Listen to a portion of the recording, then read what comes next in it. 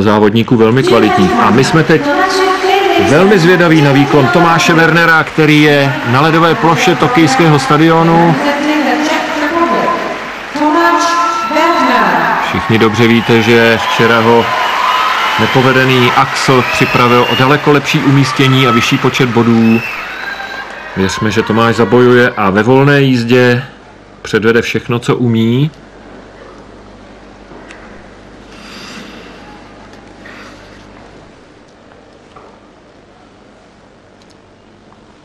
Začíná volná jízda majitele stříbrné medaile z mistrovství Evropy ve Varšavě.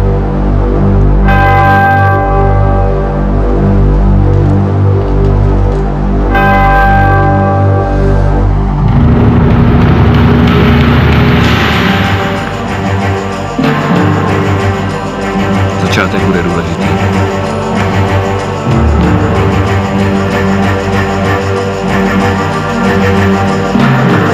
Čtvrný tulup a trojitý, tak to je skvělé. Úvodní veletěžká kombinace je za námi a úspěšně.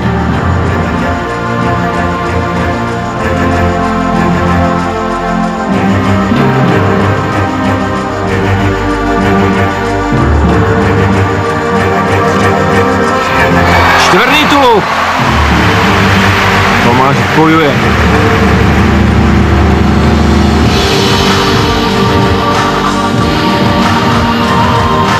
Trojitý Luc.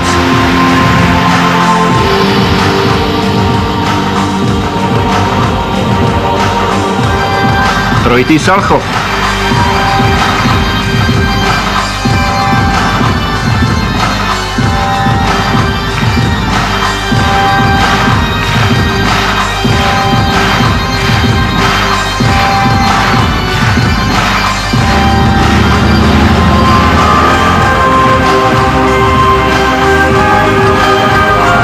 Trojitý Luc, dvojitý tulup a dvojitý Rydberger. Také tato trojkombinace byla v pořádku. Tak ještě akce.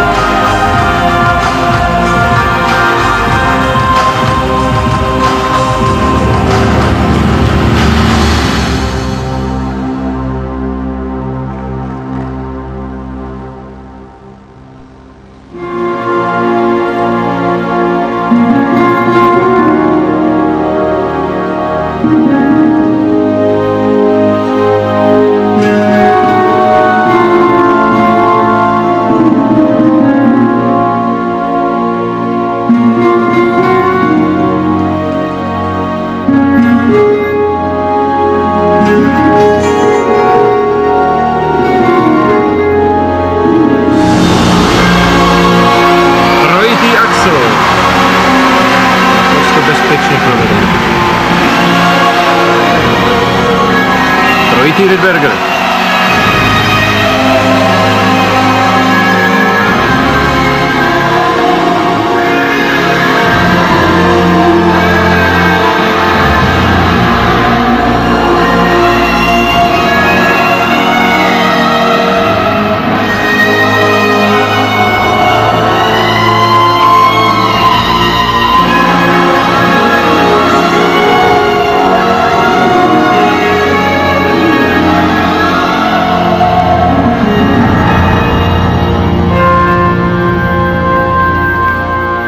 Udržet koncentraci až do posledních vteřin.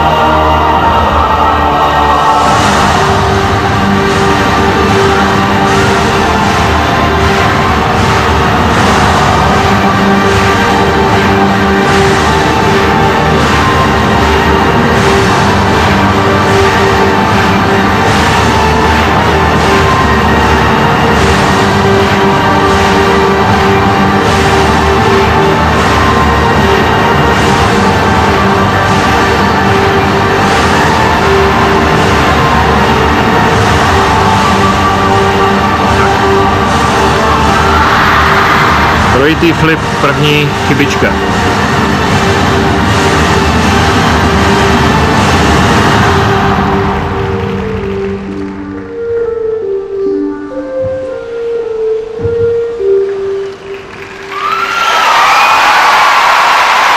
Dámy a pánové, tak určitě jsme viděli nejpovedenější volnou jízdu Tomáše Wernera s 2 čtvernnými skoky. To soustředění bylo vidět skutečně do poslední chvíle. Škoda toho flipa, ale to byla jen taková malá chybička, protože jinak Tomáš dnes touto volnou jízdou v Tokiu dokázal, že patří do světové špičky. Tomáš určitě dokázal hlavně, že je velikým závodníkem, že ty roky tréninku a ty roky dřiny umí zúročit, protože po krátkém programu, který nebyl úplně zcela vydařený, se skutečně dokázal zkoncentrovat na tuto volnou jízdu, předvedl 2 naprosto čisté čtverné skoky, což je první závodník dnešního dne, kterému se to podařilo. A ještě jeden v kombinaci, velmi těžké. Je možné, ta kombinace tam být musela, protože to je jaksi předepsáno, pokud se čtverný skok opakuje. Je možné, že ten trojitý tulup po tom čtverném tulupu bude ponížen, nebo nebyl úplně nejčistší, ale to je skutečně naprosto malinký detail. Jediné, co Tomáše trošku zradilo ke konci, byla možná fyzická kondice, ale pokud jsem se dívala na obličeje ostatních závodníků v hale, je asi dost teplo, takže oni s tím koncem bojují a toho trojitého flipa na závěr byla veliká škoda, protože on bude ohodnocen jako pád, takže ta srážka jednoho volu tam bude, ale tato kombinace, a teď pokud se nedíváme znova, tak já se Tomáše omlouvám, ona byla čistá, takže si za ní připíše, pokud dobře sčítá body, 13 bodů, což je naprosto fantastické. Ten druhý čtverný tulup byl krásný trojitý ax, rozhodčí by měl jít do těch plusových hodnot a hlavně, jak jsem říkala, první polovina programu byla zajetá skutečně skvěle do hudby, s předvedením, se zaujetím, s maximální koncentrací. Úplně na tom konci, v té poslední minutě trošku odcházely síly, ale ono po tomto výkonu a po tolika skocích a soustředění jak na krokové pasáže, tak neprojety není divu. A já k tomuto výkonu Tomášovi skutečně moc blahopřeji a nejen, nebo už teď si dokáže nějakým způsobem předvídat, že si udrží to umístění první desítce, ale je dost pravděpodobné, že on se posune v tom žebříčku výš než po krátkém programu. U Tomáše je pozoruhodné, že skutečně se neustále zlepšuje.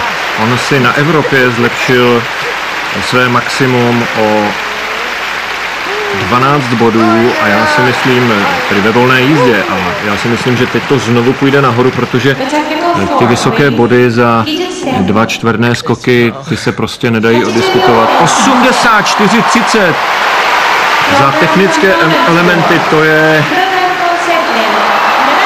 úžasný výsledek. 72,50, takže dohromady za volnou jízdu 155,80. Další ohromné zlepšení. Na Evropě to bylo 136,13. Tak přátelé, to je úžasný výsledek. 226,25. O 14 bodů víc než ve Varšavě. 226,25 a samozřejmě zatím suverénní první místo Tomáš Werner na mistrovství světa v Tokiu skončí nejhůř 7. Ale ještě pochopitelně musíme počkat.